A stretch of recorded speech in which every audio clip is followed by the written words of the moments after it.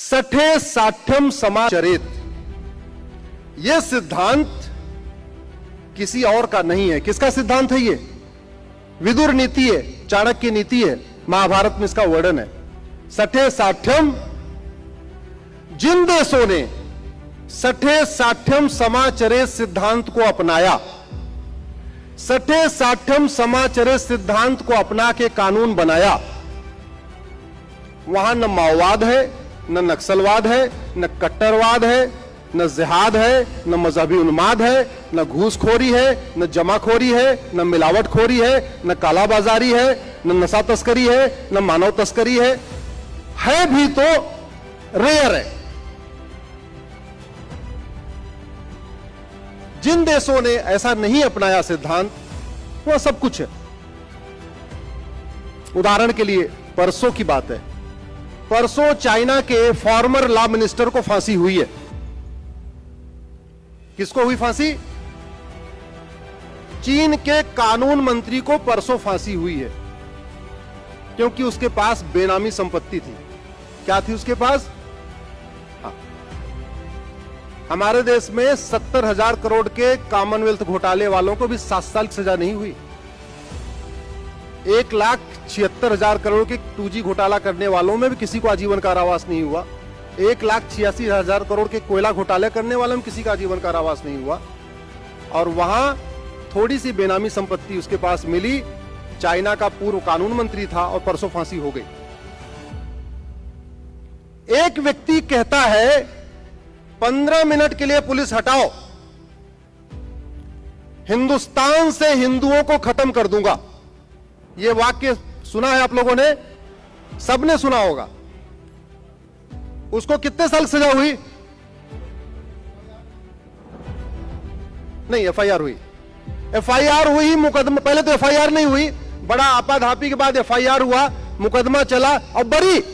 हमारे यहां याकूब मेनन को फांसी देने में नानी याद आ गई सरकार की। रात को सुप्रीम कोर्ट खुला, सुप्रीम ट्रायल कोर्ट ने कहा फांसी दो, हाई कोर्ट ने कहा फांसी दो, सुप्रीम कोर्ट ने कहा फांसी दो।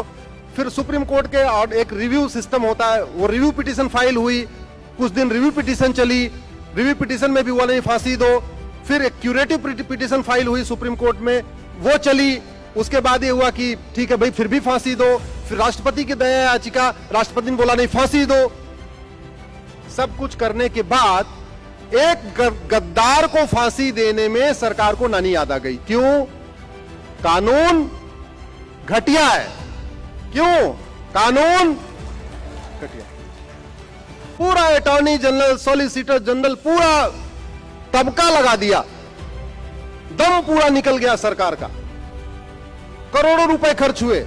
और एक भी ध्यान रखिए, किसी मुकदमे में अटॉर्नी जनरल खड़े हो चाहे सॉलिसिटर जनरल खड़े हो, वो फ्री में नहीं खड़े होते, उनको पैसा, उनकी फीस होती है। और वो फीस कौन देता है?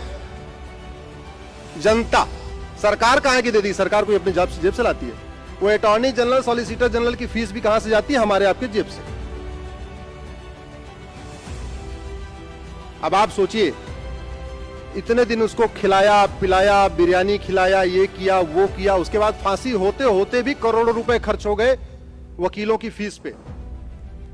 चाइना में पता है क्या सिस्टम है?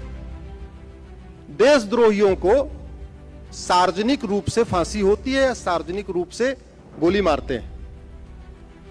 सामान्यतः गोली मारते हैं। और गोली कैसे मारते हैं? मान लीजिए उसने इस एरिया में आतंकवाद किया, तो उसकी मुकदमा चला, सजा हुई, उसके बाद उसको उसी एरिया में लाते हैं जहां उसने अपराध किया है, उसको वहीं लाते हैं।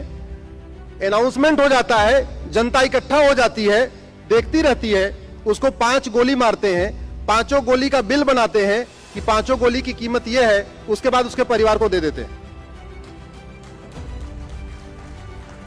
अब आप ये बताओ, अलगाववाद, कट्टरवाद, जिहाद, मजहबी उन्माद यहां खत्म होगा, चाइना में खत्म होगा? जहां साल भर के अंदर सारा वारा न्यारा हो गया और गोली की कीमत भी वसूल लिया। मैं पप्पू हूँ, हमने टोटी चोरी कर ली। हम गधे हैं।